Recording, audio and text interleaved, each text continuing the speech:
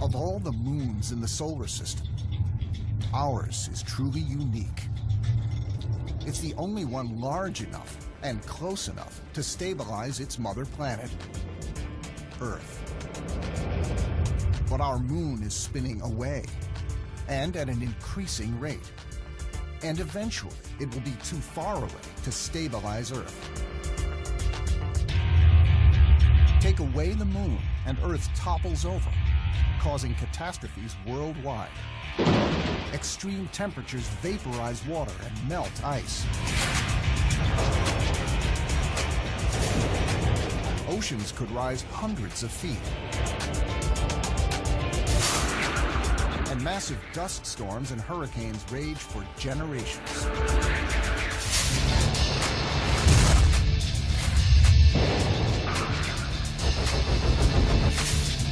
Without our moon's protection, life as we know it will perish from the Earth.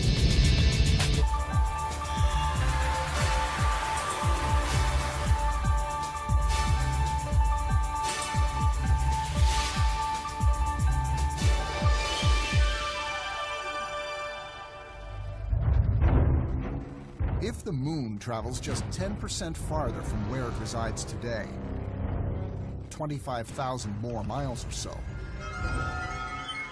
we'll reach a point of no return.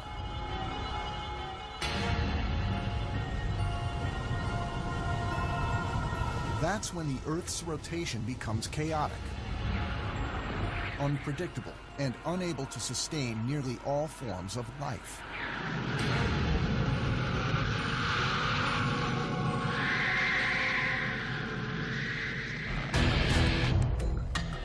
Scientists know the moon is retreating because they have monitored its movement for the past 40 years. Neil, yes, we are getting a TV picture. In 1969, Apollo astronauts leave the first of 3 suitcase-sized boxes embedded with reflectors. NASA's visionary idea is that one day we'll be able to use lasers to measure the moon's distance with more precision. They were right. And this is the tool they use today. The Apache Point Observatory's lunar laser ranging operation near White Sands, New Mexico. Dubbed Apollo for short, it uses those reflectors to calculate the moon's distance down to the width of a human fingernail. But measuring how fast and far the moon is receding is difficult. Here's how it works. First, the laser pinpoints a moving target from a moving source, 250,000 miles away, through distortion caused by Earth's atmosphere. We have a laser mounted on the telescope. The laser light travels out to the moon, where it encounters retroreflectors left behind by the Apollo astronauts. So it's a special kind of mirror which reflects the light directly back where it came from. Those reflectors send the light straight back to our telescope, and it comes back to our detector. We can measure the timing of the light traveling to the moon and back with extreme accuracy, and that allows us to measure the distance to an accuracy sometimes as little as 1 millimeter. The advantage of a laser beam is that it travels long distances very quickly. The round-trip distance to the moon is 500,000 miles. So it takes light about 2.7 seconds to make the trip. But the Apache Point laser has its risks. This is going to be our interlock control system. If any of certain safety conditions are not met, it will close a shutter so that the laser can't shine. Aircraft are the biggest concern. So scientists alert air traffic control to keep planes out of the airspace. It would not permanently damage anyone's eyesight. It would probably affect a pilot's night vision, which would be undesirable, so we try to avoid that. On this night, the moon is mostly dark during its crescent phase. Using a guide camera to help aim the laser, Dr. McMillan locates a visible feature on the moon whose distance from the reflector is already known. From there, she'll know exactly where the reflectors are hidden in the darkness. This is a crater called Pierce. It's way over here on the corner of the moon here, over here on the illuminated side of the moon. and then we'll go to Apollo 15 reflector, which is in the dark portion of the moon. Tonight's sky looks clear to the naked eye, but the upper atmosphere is blurring the instrument. Right now it's not looking very good. It causes the laser beam to expand. It expands it, fuzzes it out on the way up towards the moon as it passes through Earth's atmosphere, and also on the way back down, coming back from the moon to our detector. So we get hit twice by that kind of shaky behavior from Earth's atmosphere. With the laser aligned, it's now or never. Okay, cross fingers. Okay, coming out. The Apache Point lunar laser beam reaches the moon in less than 2 seconds. If you were standing on the moon, you would see a bright pinpoint light. It would be pure green light. This laser light is saturated with photons to ensure it bounces back. The laser is strong enough that even though only about 1 in a quadrillion of the photons that we send out comes back and gets detected, because we're sending out many quadrillion photons, we're detecting a pretty fair number. It's a bit like throwing a pile of sand at a mini trampoline 250,000 miles away and hoping a few grains bounce back. The more grains you throw, the better your chances. Here's the outgoing signal being detected by our internal detectors. We would like the incoming signal to appear here. And there it is. It's a beautiful big spike. It looks perfect. Decades of continuous measurements have shown that the moon is moving away from the Earth at a rate of about 1.5 inches per year. That might seem like a tiny distance, but over time, it adds up. Sometimes we take for granted how important this moon is to our pure existence here on this planet. Well, you've got gravitational pull from the moon onto the Earth, and so the moon is very tightly coupled to what's going on the Earth. Our moon has the largest mass in the solar system in relation to its mother planet. And size matters. The large mass helps stabilize Earth. Gravity is the key to their relationship. It's the force that draws objects together. In space, it works a bit like balls rolling toward each other on a blanket. Gravity's strength depends on the size and distance of those objects. So the closer and larger the mass of the objects, the greater the attraction. And since the moon is the largest, closest body to Earth, the gravity between them is powerful. From 250,000 miles away, the moon's gravity holds our planet steady on its axis. And this is very important because we have a very stable axis at about 23.5 degrees. Earth rotates around its axis once per day. That smooth, even 23.5 degrees enables sunlight to spread widely across the planet, maintaining the Earth within a relatively narrow range of temperatures, a range proven ideal for life. We have a very nice, very stable climate system here based on the tilt of our axis staying the same. And so this is very key because we need to have this stable situation for life to be able to take hold and then evolve and survive and thrive and be in the situation we're in now. That stable axis also creates our regular seasons as it orbits the sun. When the North Pole tilts toward the sun, that angle creates a temperate summer in the northern hemisphere and winter in the southern hemisphere.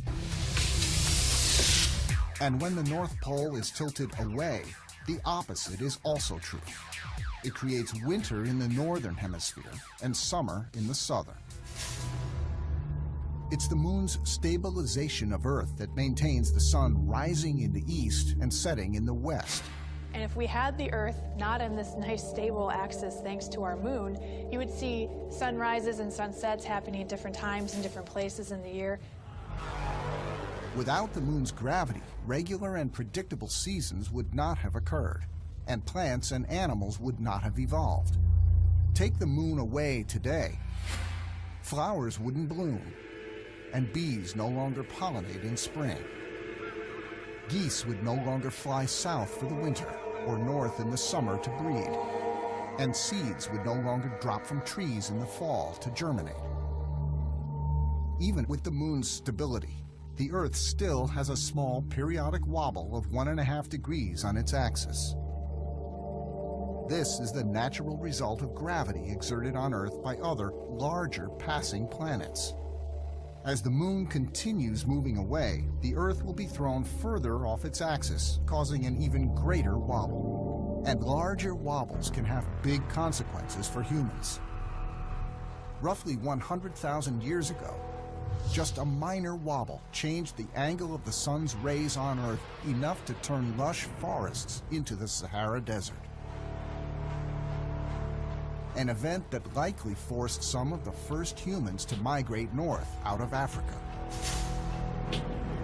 Further north, from Europe to North America, the wobble prompted an ice age lasting thousands of years. So even events such as the ice ages and things that we think of as major events on the Earth, think about how much more dramatic those would be if we didn't have this moon here. The Earth would become unrecognizable. Climates would become unpredictable. Temperatures would vacillate wildly. So the moon's impact on Earth is critical.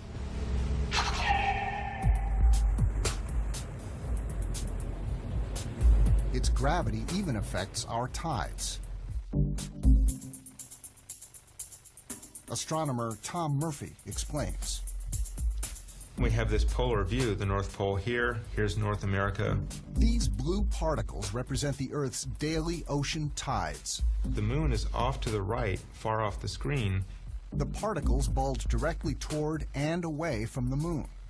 If you're sitting in North America, you experience a low tide, and then a high tide, and then a low tide again, 12 hours later after the first low tide, and then a high tide.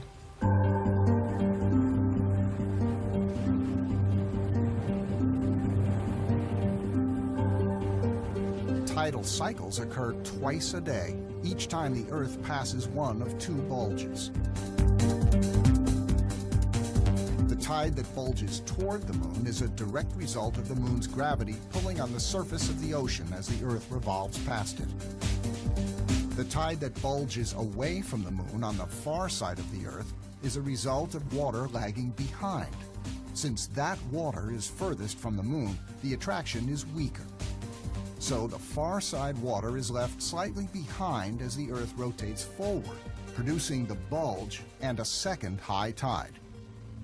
But it's not only water that experiences high and low tides. Entire continents are also affected by the moon's pull. The solid Earth itself does deform under the lunar gravity influence, and it bulges as well.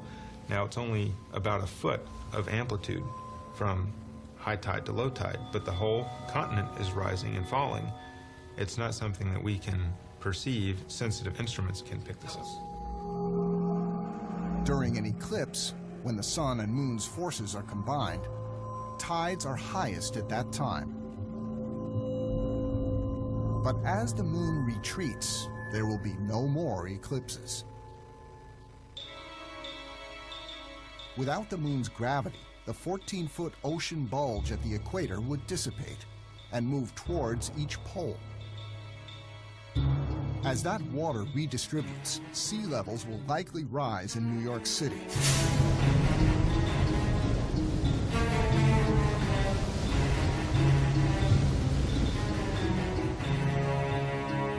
As well as in Brazil's Rio de Janeiro.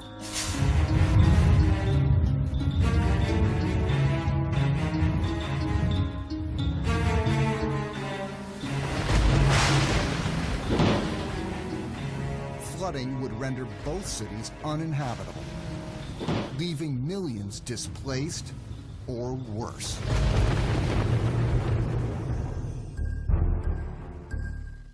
These disaster scenarios aren't science fiction. The moon is moving away from Earth. And when the moon's gravity no longer protects our planet, we're doomed.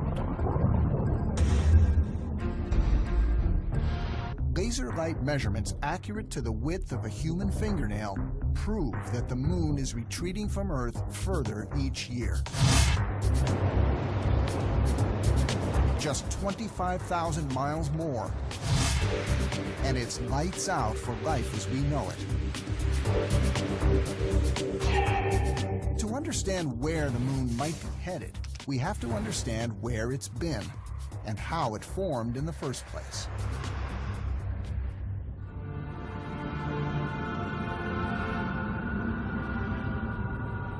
The Earth and the Moon did not always exist. There was a time when they both formed. The way that the Moon formed was a cataclysmic event that happened on the order of 4.5 billion years ago.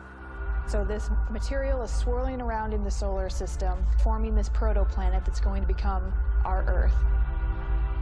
So your planet is molten, a lot of it's melted, this rock.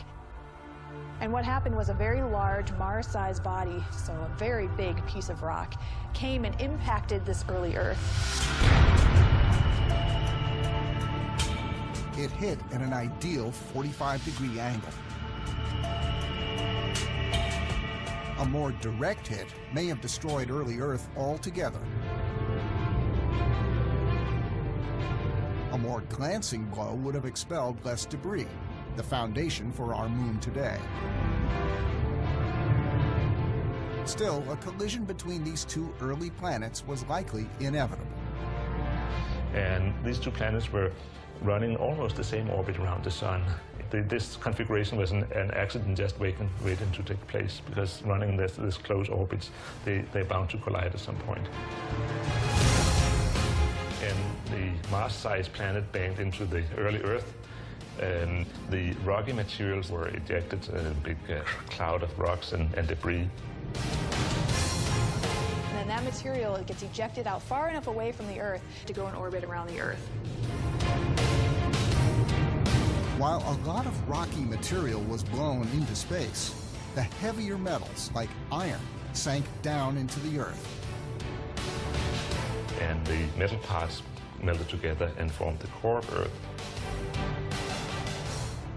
Well, here is a piece of iron that fell from the sky, and that is a spare part from when Earth was first formed 4.5 billion years ago.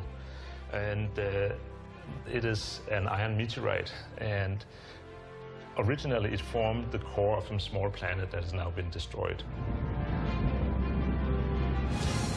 But not all of the rocky material fell back onto the Earth.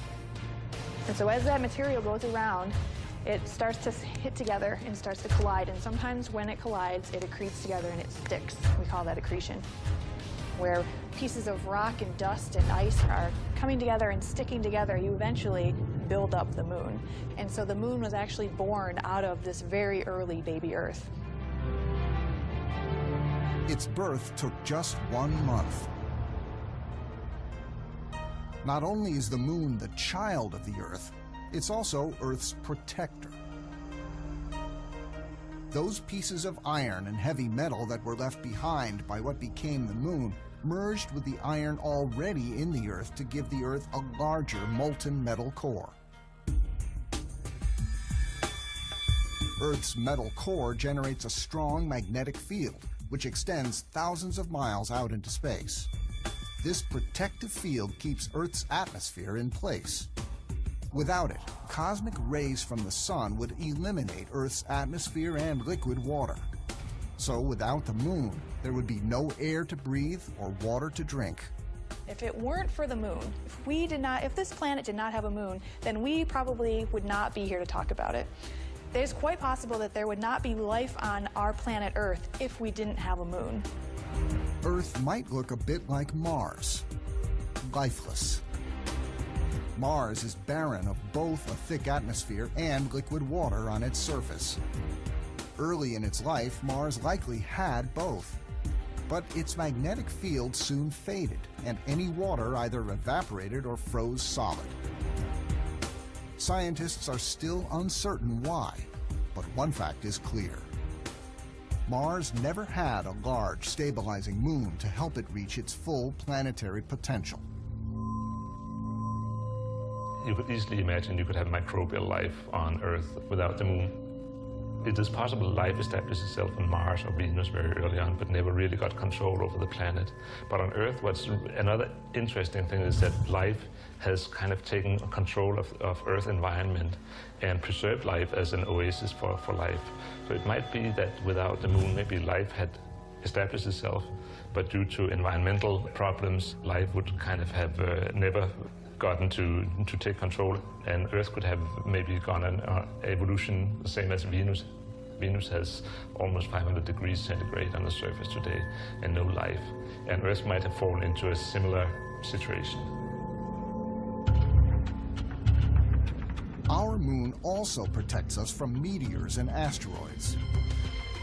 Some craters on the moon are 1,000 miles across, the result of collisions with massive space rocks 170 miles in size. Without the moon, chances are that some of these asteroids will hit the Earth. And when they do, the consequences for life on Earth will be dire.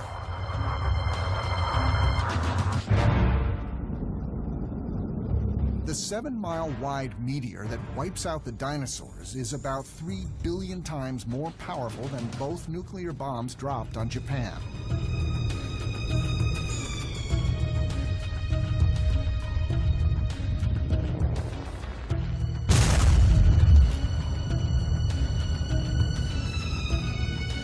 First, it vaporizes dust and blasts rock into space. Then, molten debris rains down across the globe.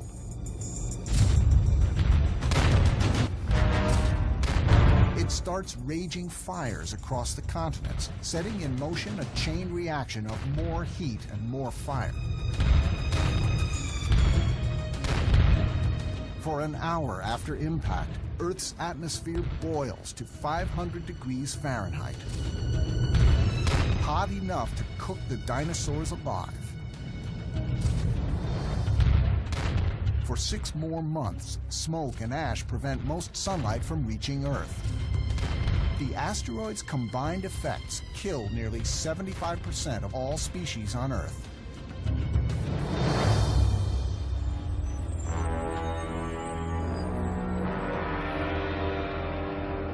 Today, the Earth's human population is around 6.7 billion and growing. If a half-mile-wide asteroid, just 15% of the size of the one that killed the dinosaurs, strikes the Earth, it could kill as many as 1 billion people, depending on where it lands. Even an ocean strike could trigger a tsunami that kills millions. So, are we destined to a future of unpredictable destruction without the moon's protective gravity as a shield? The answer may be buried deep in Earth's past. The moon's gravity has propped up Earth's stable axis for 4.5 billion years. Without it, life as we know it would not exist. But recent precise lunar measurements indicate our moon is retreating from Earth. Determining what this might mean for Earth's future requires searching for clues in its past. We're up here in Big Cottonwood Canyon, and probably thousands of people drive by here on the way to the ski resorts every year, not really realizing what a fantastic story about ancient history of tides, the Earth, and the moon is captured in these rocks that are almost 1 billion years old. Well, these are very fine-grained rocks, and these fine-grained rocks are the type of thing that even normal geologists like myself would kind of drive by. But one day, somebody brought me a cobble from the creek, Big Cottonwood Creek. Dr. Chan immediately realizes these rocks are like few others in the world. And we came up here, we started looking at some of these deposits and realized that really tell us an important story. Before these rocks formed the Utah Mountains, they started life on an ocean beach. They're composed of ancient sand and mud. Over time, they hardened, preserving the sedimentary remains of the ocean's tidal rhythms. These are some of the oldest known tidal rhythms. And this is in a regime where we used to be sort of close to a shoreline, and the ocean would come up along the shoreline and move some of the sand and mud. And so some of the sand and mud gets preserved in these different lines in the rock. And the way these lines or these rhythms alternate back and forth is telling us something about how the tides operated almost 1 billion years ago. Dr. Chan keys in on the alternating pattern of lighter, thicker lines against darker, thinner ones. And some that are light-colored are telling us about times when the tides were strong and when the Earth and the Moon and the Sun were all aligned together. Those were some of the times when there was the greatest gravitational attraction, so those strong tides could move more sand. Tides are strongest when the Sun aligns with the Moon. That's when gravity of both masses simultaneously pulls at the ocean surface as they pass overhead. Twice a month, stronger tides, or spring tides, leave behind thicker, lighter layers. When the Moon moves out of the Sun's alignment, it causes weaker tides, or neap tides, twice a month. Neap tides allow finer, darker silt particles to settle, leaving thin, dark layers. To Dr. Chan, those alternating monthly layers are like tree rings, records of time laid down by the ancient environment. And that record tells her that time was flying back then. Looking at how many rhythms there are and seeing that there are perhaps more rhythms, more numerous, and that's maybe telling us that the Earth was spinning faster. So when the Earth is spinning faster, the days are shorter, and there's more days in the year. 4.5 billion years ago, Earth spins almost 4 times faster than today. Days are only about 6 hours, and Earth's axis is nearly straight at 10 degrees. But over the next 4 billion years, the Moon changes all that. Early on, the Moon was closer to the Earth, and so you have a greater gravitational effect on the tides compared to what you have now. And so the size of those tides is changing throughout time, being larger when the Earth and the Moon are closer together because that distance between them is smaller. When the Moon forms at around 20,000 miles from Earth, it's over 12 times closer than today. Earth's oceans appear shortly thereafter, and the Moon pushes tides 4 times faster than those today. The liquid stretches across what little volcanic land exists, and the tide's friction against the Earth's rotation begins to slow our planet down. Over time, you have the tidal friction. The tides just moving back and forth across the surface of the Earth creates friction, and that also contributes to the slowing of the rotation of the Earth. Over the next 3 billion years, the continents form, and tidal friction slows Earth to about 18 hours per day. A 500 million years later, days last 22 hours. Adding a fraction of a second every century adds up to our current 24-hour day. In 1 billion years, the Moon's gravity on the tides could slow Earth's rotation down to 30-hour days. But gravitational pull between the Earth and Moon goes both ways. And because Earth's mass is larger, it exerts more pull on the Moon. The Earth has already slowed Moon's axial rotation to only once a month. Looking at the Moon, we always see the same face of the Moon facing towards the Earth. And the reason is because we are in a synchronous lock, Earth and the Moon. And so gravitationally, the Moon is sort of stuck with its same face looking at the Earth all the time. And this is because the Earth-Moon system is so gravitationally tightly bound that we're coupled together. Earth's gravity has still another, more profound effect on the Moon. When the Earth rotates, friction from its ocean beds drags the daily lunar tidal bulge slightly eastward, out of a direct Earth-Moon line. That bulge of water has so much mass that its gravity pulls the Moon forward in its orbit, causing the Moon to retreat farther and farther away from Earth. When you take a rock in a string, the faster you throw it, the further it goes out. And same with the Moon, the faster it goes, the further it goes away. So the Moon is receding away from Earth. Based on geologic records over the last 1 billion years from the Precambrian period, not only is the Moon retreating, it's picking up speed. And back in the Precambrian, the lunar retreat rate might have been somewhere around 2 centimeters a year. But now what we're seeing from some of the laser measurements is that the rate is now about 3.5 or so centimeters a year. So we can see that the moon is moving away faster. Now, it happens to be large today, larger than the average over the last 2.5 billion years because of the far-flung distribution of continents. When we had a single Pangea continent, there was not as much interface, not as much friction. It was easier for the bulge to move back and forth when the Earth was mostly open ocean. As the moon continues its retreat, it'll cause our days to get longer and eventually throw our seasons out of balance, destroying life as we know it. To see what our future might look like without the moon's strong stabilizing presence, we can turn to our close neighbor for an answer: Mars. For the past 4.5 billion years, our moon has served as a protecting force for Mother Earth. It's created Earth's stable axis, predictable seasons, and ocean tides. But now the moon is retreating at an ever-increasing rate. So those life-giving constants are about to change. Clues as to what we might expect may exist 34 million miles away on Mars. Mars is kind of neat because we consider it kind of a sister planet. We can see a lot of similar features on, remind us of Earth, and a lot of different analogs. Mars and Earth have many features in common. They both formed around the same time and from similar rocky material.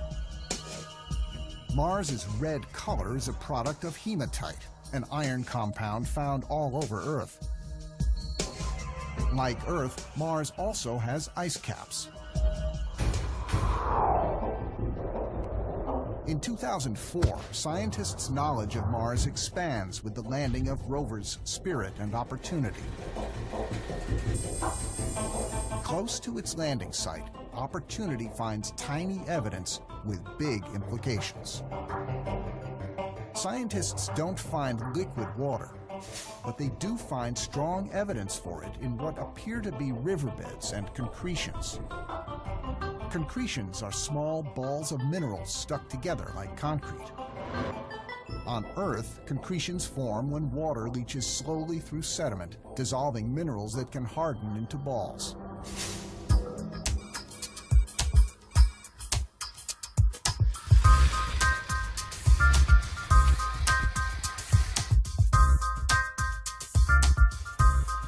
A team of scientists is searching for earthen concretions to see what they may tell us about Mars's past, and perhaps our future.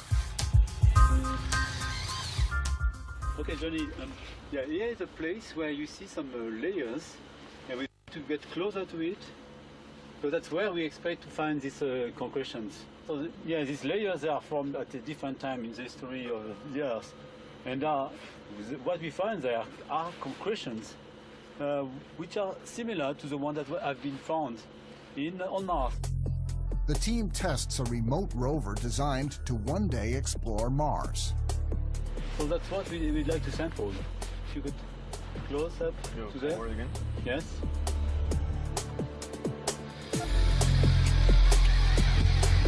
Here this could be a good spot. So we are going to get samples. This entire expanse of Utah desert was once the bottom of an ancient ocean. If the concretions on Mars were formed in the same way, that means that a large body of water was also present on Mars. If so, then, like Earth, life on Mars would have been possible. So, could we one day lose our liquid water? This is what Earth's future might look like without liquid water. A barren, lifeless rock. Like Mars, what water might remain would be frozen, mostly below Earth's dusty surface. It is interesting to think that Earth is a very dynamic planet compared to Mars, but Mars in its past history must have also been dynamic. And what's happened? Maybe there is some similarity in what our future might be. Mars's axis is 25 degrees, just 1.5 degrees more than Earth's. Mars also wobbles periodically on its axis. But Mars's wobbles are far more drastic. Nearly 100,000 years ago, when Earth wobbled less than 2 degrees, it caused an ice age. Mars wobbles up to 60 degrees, producing a severe climate and creating an uninhabitable planet. That's because neither of Mars's moons are large enough to stabilize it like Earth's moon does. Mars's moons are not made from their mother planet, but captured by Mars's gravity as they passed by. So their gravitational effect on Mars is far weaker than our moon's effect on Earth. The Earth-Moon system is stable because it's locked in this rotation, and the Moon is stabilizing that. And if you just have a sphere that's rotating, it's basically free to rotate in any direction it wants. And that can happen to planets that don't have a moon to stabilize them, like Mars would have a kind of a more random walk of its axis. Our moon's gravity works a bit like a brace, preventing the Earth from toppling over. Planetary scientist Dr. Jack Wisdom uses a simple gyroscope to illustrate. This gyroscope is like a child's top, only it's mounted inside a frame or gimbal, whose axis is free to take any orientation. When set in motion, it behaves like a rotating planet. This is the regular precession. If we just hold the gyroscope fixed without swaying the string, it's analogous to the Earth. Besides gravity from the Sun and Moon, the largest planet, Jupiter, also pulls on Earth. But our moon greatly reduces the forces of Jupiter. Mars is not so lucky. Without the stabilizing influence of a large moon, Mars is more vulnerable to the forces of Jupiter and larger planets. And now I'll force it. Dr. Wisdom simulates those forces on Mars's angle of rotation, or obliquity, using a string. If we begin to force the gyroscope by swaying the string, then the gyroscope will undergo very large variations in obliquity. That's analogous to Mars.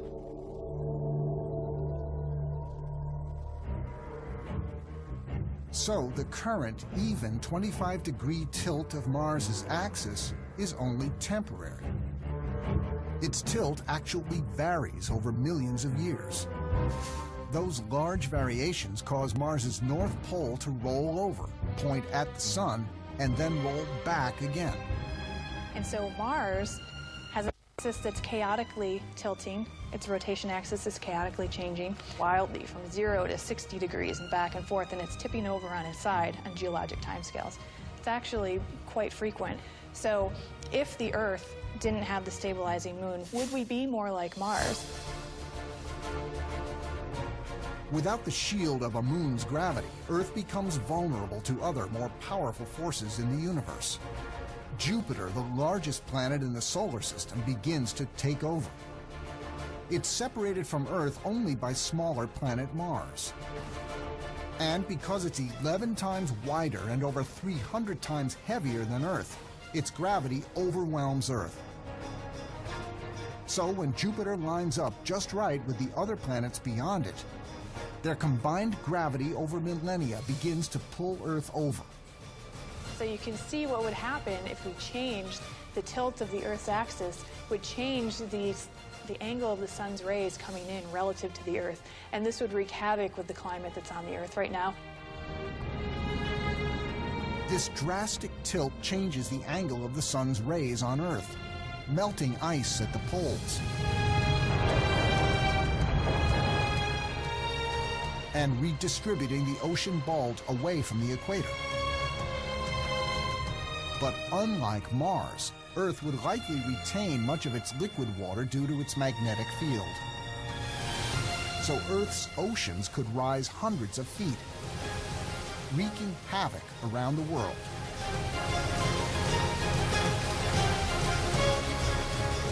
With our moon's retreat from Earth increasing, it's possible that this may be a glimpse into Earth's future.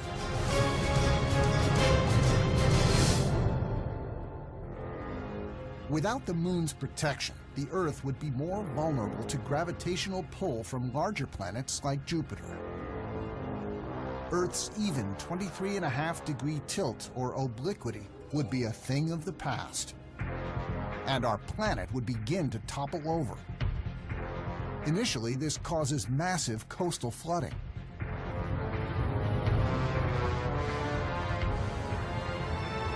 And over millennia, things go from bad to worse.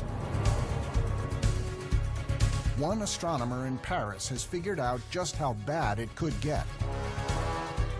Without the moon, I would say that the natural behavior of the Earth would be to have an axis that would oscillate completely widely. Dr. Lascar's 1.5 billion year time lapse demonstrates that when our moon is removed from the picture, the Earth's axial rotation becomes completely chaotic. Total chaos also means that scientists cannot predict exactly which way or how far Earth will tip over.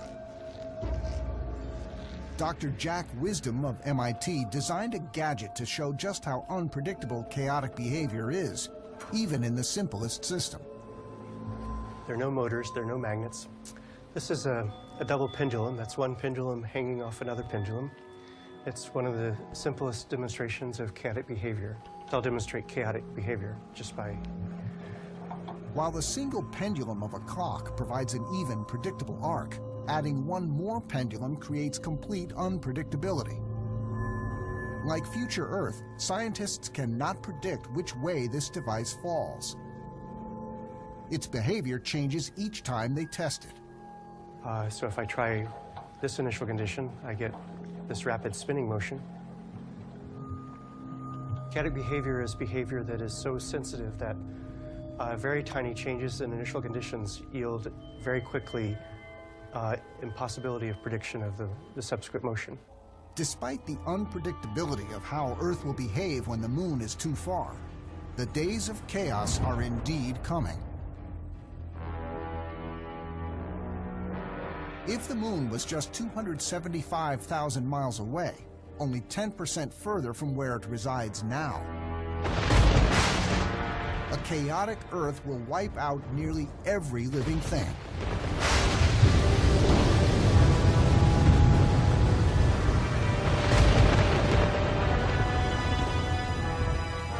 By 1.5 billion years, the moon will be far enough that Jupiter's gravitational pull on Earth will take over from the moon.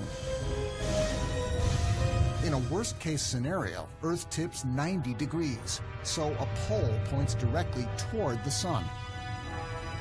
Both ice caps melt and reform completely every 6 months.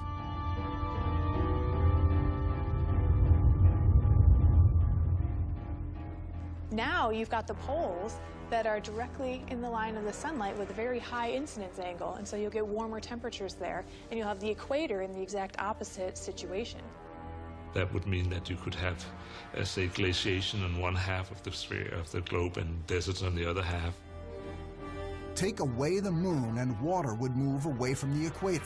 Florida could become more arid, wiping out most of the state's agriculture.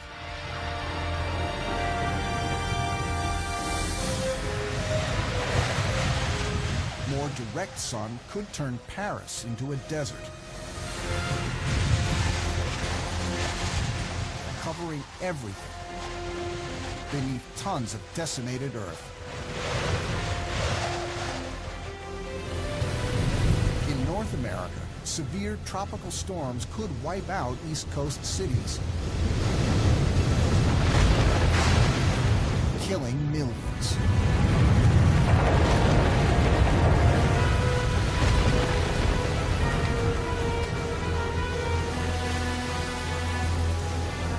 In the southern hemisphere, Brazil's Rio de Janeiro could be plunged into 6 months of darkness. Starved of sunlight, it would experience a winter like none the planet has ever seen.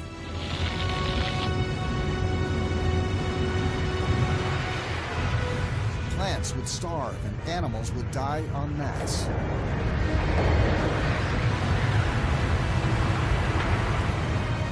And that would mean that you probably have a breakdown of the ecosystem that supports all advanced life.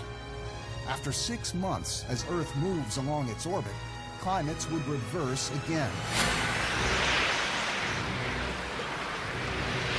A glacier might engulf North America and recede again 6 months later.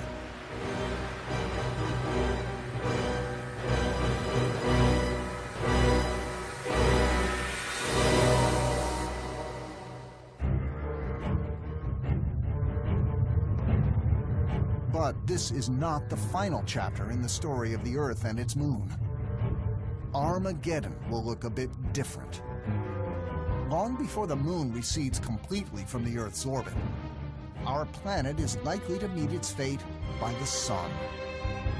In about 5 billion years, the sun will have burned up all of its hydrogen atoms and will start to expand.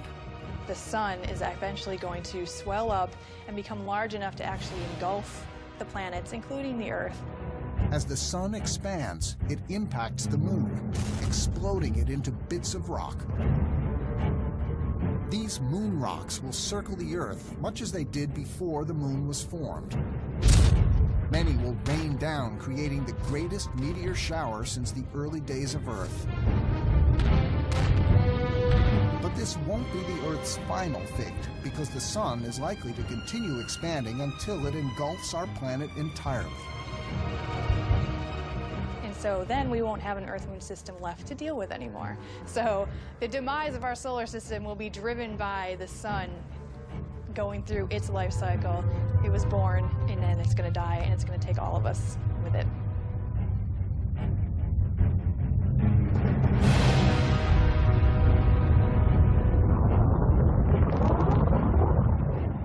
But for nearly 2/3 of the sun's life, our moon will have served as our protector, our stabilizer, our sentry at the gate, ensuring that life as we know it will continue. For now.